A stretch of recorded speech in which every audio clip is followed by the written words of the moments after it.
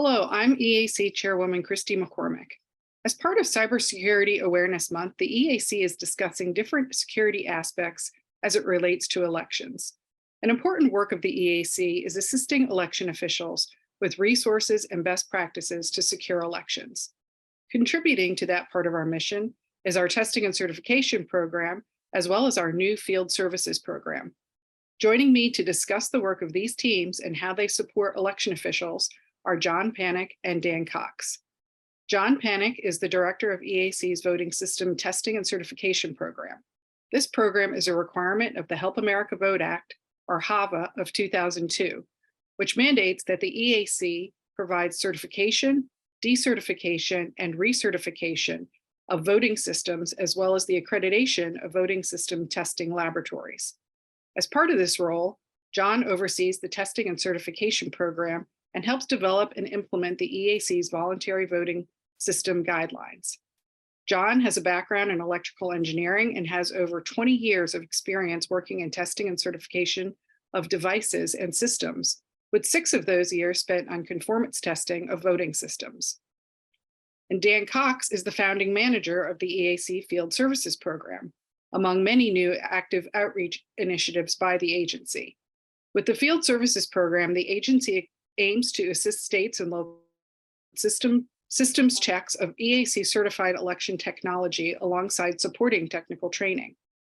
Dan joins the EAC with over 10 years of election administration experience, both as a consultant, one of the nation's prominent election vendors, and as a private consultant. His experience ranges all aspects of election administration, from the largest voting jurisdictions to the local. Thank you both for being here with me today. Thank you. Thank you. So we'll get right to questions, and you can take turns answering these. So I'll start and say this question is for both of you. When we say election security, what do you think this includes? And I'll start with you, Jon. Yeah, I think just to answer this question from a technical perspective, when we're talking about the voting system equipment, and that's both the hardware and the software, they have to provide a high degree of protection against any kind of threat that the system might face. Things like subverting manipulation of data, outcomes, or protecting against malicious intent. But it's also, I think, to protect the privacy of the voting process as well. I think that security and privacy are intertwined, and that they're critical elements that are central to the integrity of our elections. Thanks. Do you have something on that, Dan? You want to add to that? Sure, absolutely. So from my experience, what I will say, at the risk of oversimplification, is I know it's the sum of many parts, many moving parts, and I'd boil those down to physical aspects of security, technological, which Jon has gone over for us, but also of primary importance, logistical. And I think a lot of folks, when they think election security, wherever you are as a stakeholder in elections, your mind immediately goes to probably the technical aspects of it, but physical and otherwise logistical components are equally as important. And physical elements of this picture in the greater ecosystem are things like making sure your facilities are actually secure. You have gated access to your warehouses, things like that. Whether or not there are security personnel posted in particular places, or if law allows at the polling place, near the polling place. Certain other items like security measures that you take during transport as you move equipment from one place to the other. But also on the logistical end, there's a lot of other items. This is why there's a lot of weight on this particular component. On the logistical end, you think of things that Jon started to tease in the technological considerations. Going through a full suite of LNA testing ahead of any election that you have, or even periodically, is a key component. Physically sealing your equipment, documenting every step of the way that any of your equipment goes through. They're all critical components. Separate coding of your ballots, for example, to make sure ballots in different categories don't get mixed up. The list is very long, but that's a few. It sure is. So what are the common approaches to keeping election equipment secure, and what is the EAC's role in supporting these efforts? Yeah, so and I'll preface by saying I'm going to answer a lot of the questions from the technology side, being that we're heavily focused on the testing and certification and the voluntary voting system guidelines. But I did want to mention that the guidelines, or what we call the VVSG, they provide design standards for the technology, and those that participate, so it is a voluntary program, but for those that participate in it, and states that utilize EAC certified voting systems, they take advantage of what I consider a well-documented and very transparent testing and cert process by our independent accredited test labs. All aspects of the voting system are thoroughly tested, and it includes everything from the documentation to the functionality of the system, but security functionality is a very big part of that effort. And the voting systems themselves, the hardware and software, they have to provide things like access controls, physical security measures, software security, and there's a lot of different components to that, such as verification of installed software, protections against malicious software, and like post-election auditing capabilities. But I think we touched on this in the previous question, but it's really important to point out that the procedural elements are the first line of defense for election equipment. There are a lot of things outside the control of the technology and the system itself. Right. And a good point to bring up here is that all EAC certified systems require well-documented security practices for things like administrative controls, internal security procedures, operational procedures, and facility security. Right. Dan, what are your thoughts on this? So I think backing up a little bit and thinking of just like an agency-wide and the many different departments that contribute to election security and how that comes to pass. Maybe I can add a little perspective here as well. EAC, we have 3 core responsibilities, and our clearinghouse team among them. Our clearinghouse team is charged in HAVA with putting together a number of administrative resources for folks out there, and that includes all the key elements of security best practices. And we're working on right now, not yet published, but stay tuned, a number of great tools to help folks out there, states and locals, et cetera, to help with that, training, a platform where folks can collaborate with a lot of their neighboring jurisdictions, trade strategies, and just chat with colleagues, among other training initiatives as well. But also, grant assistance, that's one of our key. Grant administration is one of our key, one of the key aspects we help folks. Shameless plug, if anyone would like some assistance with that, reach out if you want to just discuss your grant status. But as from the test and cert, silo of our organization, among our active outreach efforts include the Field Services program, and we're hoping to boost everyone's confidence ahead of 2024 by engaging you guys directly. You guys, the listening audience, the stakeholders, state and local partners, and identifying, what systems you have in the field and helping out with technical training, that helps rope in things. John will continue to tease throughout our conversation, I'm sure, things like a full hash code verification as part of the security features and regular administration. So just making sure systems are checked on a regular basis for changes that shouldn't be there. Yeah, and that's something we haven't been able to do before. So we're very excited that we're able to offer those services. So what are some of the important things the general public should think about when they read about the security of elections, especially with the increased attention leading up to and throughout next year, 2024? Well, I think a really important point to underscore, and for folks that aren't intimately involved in this and don't quite know how the testing and certification process works, is that the systems themselves are very thoroughly tested throughout their lifespan. Typically hundreds, if not thousands of hours go into testing the systems. And that's not just at the federal level.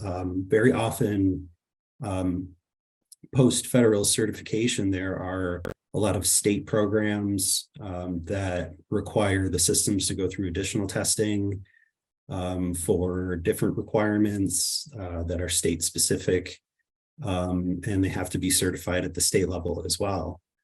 And that typically occurs after the systems are federally certified by the EAC. But even after all those certification processes are complete, the systems have to go through things like, and Dan touched on these earlier, acceptance testing when a system is received at a jurisdiction. Before each election, they have to go through logic and accuracy tests. And then very often software must be verified through checking of what's called the hash codes to ensure that the software is unchanged from the certified version. So really understanding the scope and the breadth of the testing involved should help instill confidence in the security of our voting systems. That's right. We don't just pull the machines out and throw them into an election. They're thoroughly vetted before each election. Yes, that's correct. So Dan, what do you have to say about some things the general public should think about before 2024? Sure. Well, I think it's the right conversation to have too. And it's certainly in a lot of people's mind, family, friends on a social level. And of course, since we work in this professionally, it's something we're talking about every day. But I think on a conversational level, what would I want the public to know? I think the first is, and just like Jon emphasized and you've reiterated, I know we will continue to reiterate, is that we want to ensure the public there is an absolutely rigorous testing regime that's in place and that has been in place. And the good news and the best part of that is the overwhelming majority of the country is an EAC certification program participant. Right. And even for those who aren't participants, generally their certification threshold goes a few steps further, but can even be traced to the guidelines that we initially developed, because as part of the process we solicit them for their feedback and their guidance in writing them.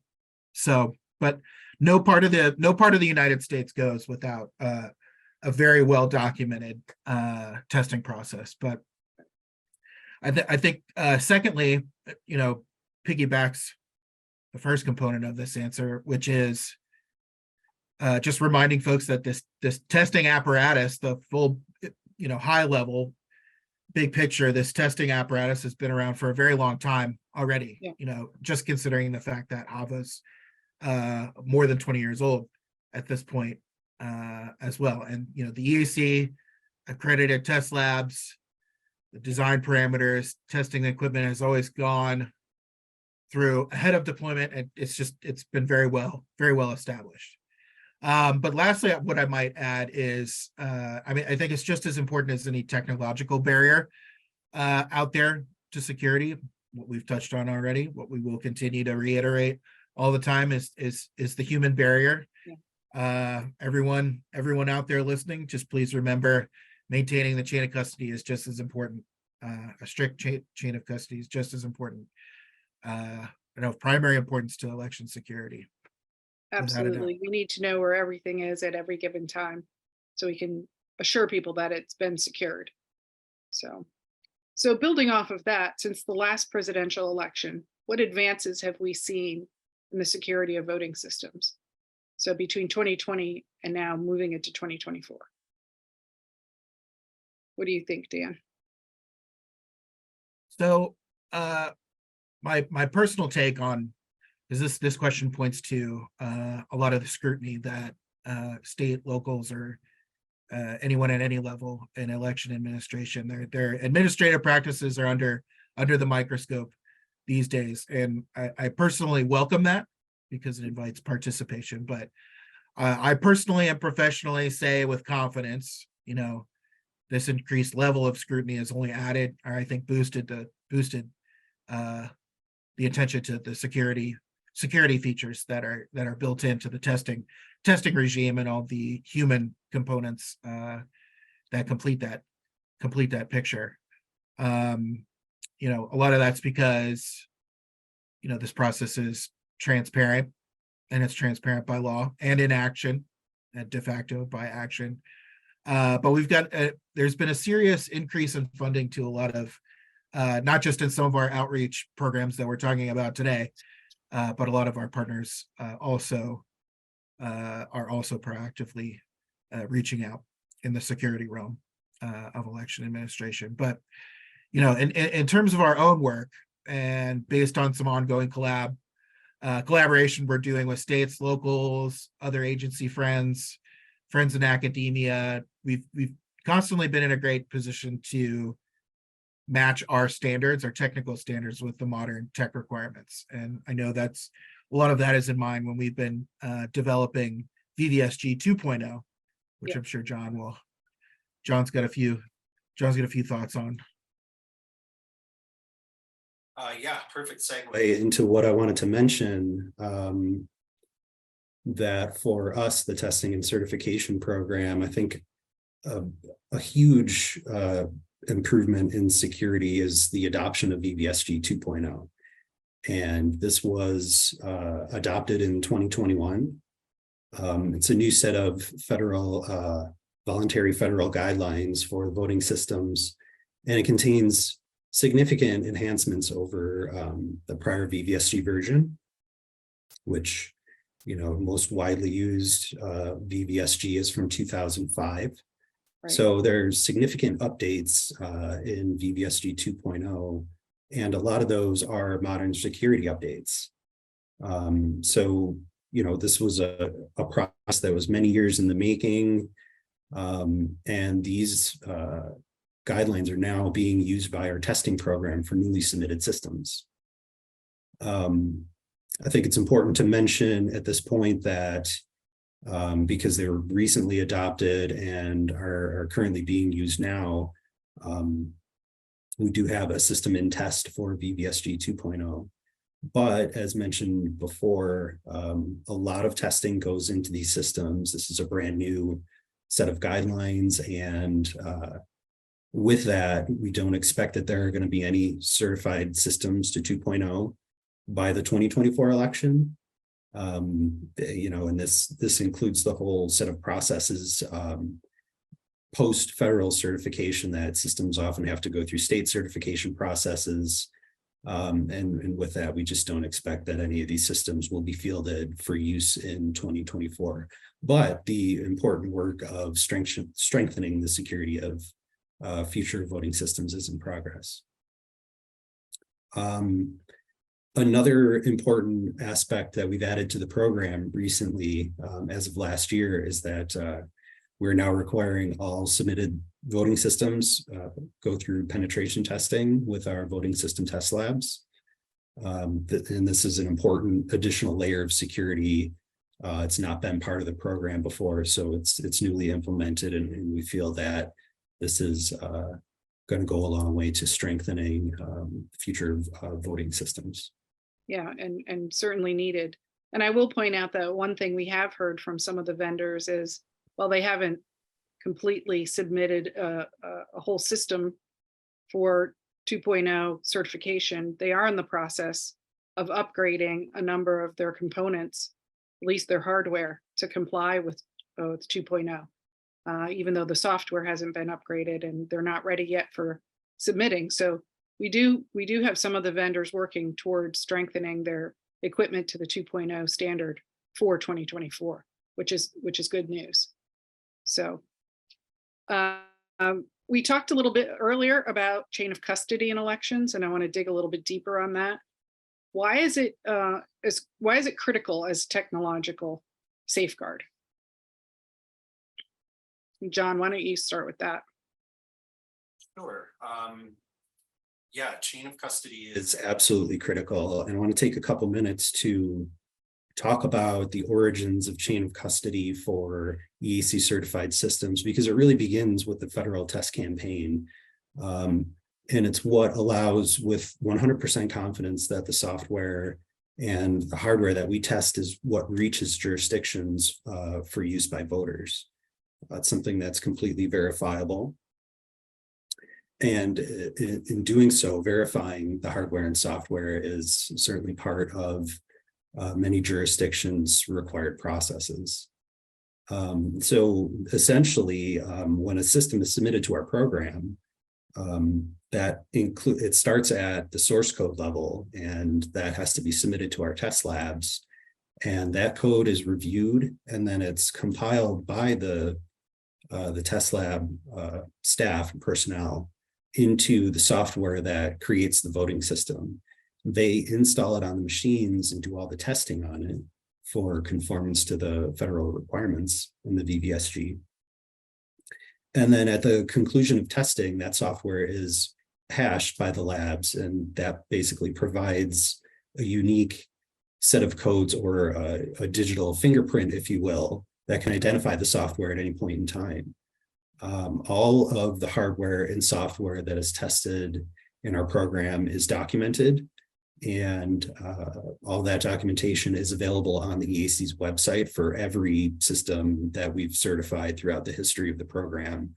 And so that can be then used later on down the line to verify the hardware and software configuration of the voting system at any point in time. That's right. As Dan pointed out earlier, the transparency is so important in this aspect. So Dan, your thoughts on chain of custody? And I do have many, but for the sake of time, what I will say, piggybacking off of what Jon said, the test campaign is what sets us off. And that establishes our baseline, and from there, going from there, to not limited to, but to include, of course, a fully transparent re-verification of all of these items later on down the line. Chain of custody, I think, from the bigger picture too, backing out a little bit more, are your policies, your procedures. It follows, documents any critical component of election administration from that point forward. Chain of custody, it's what follows important things: matching your security seals on your equipment when they move from one authorized place to another, warehouse to poll site to warehouse, etc., or your data sticks, your ballots, how they are transported to, transported from, etc. Reconciling your numbers, absentee votes, provisional votes, pinging those numbers, matching those numbers against what your expected or distributed numbers are from your voter registration database, those types of items. So certainly to us as practitioners and professionals, some things seem self-evident, but definitely they're among the many additional elements that complete that security picture. And so, Dan, I'll ask you this, since you're heading our new field services division. What other support resources are out there to help administrators tackle security? So this is a great question. And like I always say, and as the old expression goes, it does take a village. There are many components that we've discussed in our short time here today, but you know, I think for anyone in the audience here listening, you know, you're not going the route alone. There are a number of resources that we have on hand already, to include our field services team, but also plenty of clearinghouse resources, plenty of grant assistant resources. But in addition to that, you know, there are other federal resources out there that can help with security and security penetration type testing. We have other friends in academia, the SARA program for administrators, the SEATS program, VSTOP, etc. So if you're an administrator tuning in for today's interview, you know, feel free to send us an email. We'll start the conversation that way. If you feel like you'd like a boost, you'd like a refresher, or if you think we can help based on what we've talked about today, let us know. We'll help you as best we can. That's right. Reach out. We're here for you if you need us. And we have lots and lots of resources and lots of friends who also have resources. So to wrap up this conversation, what are election officials in the EAC focusing on when it comes to election security to prepare for 2024? And either one of you can answer that. Well, I can jump in here. You know, security, I think security is a popular headline out there. And it's certainly one of the many components of an election that you absolutely have to take care of and then prove to the public that you've taken care of. What are we focusing on? You know, at the risk of reiterating too many times, but to reassure all the folks out there, you know, we're looking to help you. For the listening audience, you know, we're looking to help you be as prepared as you can be for the 2024 election. I think with increased scrutiny out there, you know, a lot of folks, even some jurisdictions who feel more prepared than some others, perhaps, you know, anyone who needs help or can conceive of the need, conceive the thought to need a little bit of help, you know, we're here to help you be as prepared, but also, you know, reach out to your neighbor colleagues, etc. You know, it does take a village. We'll get through it, but you know, our training programs, our many conferences geared at particular aspects of administration, or like we're talking about today, the security type questions, you know, or if there's something we're missing, you know, our ears are open to listening. Let us know. Right. But we're here to help 2024 be a success. Any additional thoughts, John? I think Dan said it pretty well. You know, we're here to assist and to help jurisdictions get as prepared as they can possibly be. You know, this is a good opportunity to highlight the new field services program that we have. And a lot of the work for that program is going to be focused on post-certification. And, you know, actually assisting folks with a lot of the things we've been talking about here, verification of fielded systems, as well as anomaly reporting. You know, I think it's important to know that no matter how much testing goes into a system, no matter how many different scenarios you can think of to be prepared for in terms of security, there is no perfect electronic system that exists. And you know, things happen, and we have mechanisms to handle that and to deal with that. And so I think, you know, for folks that experience any kind of issue with their election equipment, can report those anomalies or issues to the EAC, and we can help take a look at that and investigate the issues and help come to a resolution. That's right. I mean, we all strive for perfection, and the increased scrutiny actually helps us do that. And it helps us increase confidence in the elections. The more secure they are, the more confident we are that they are free and fair and the outcome is correct. So I want to thank both of you for being here today with me and sharing your thoughts on Cybersecurity Awareness Month. So Jon and Dan, thanks again, and I will be seeing you around the office. So thank you. It was a pleasure. Nice to see you as always. Nice to see you.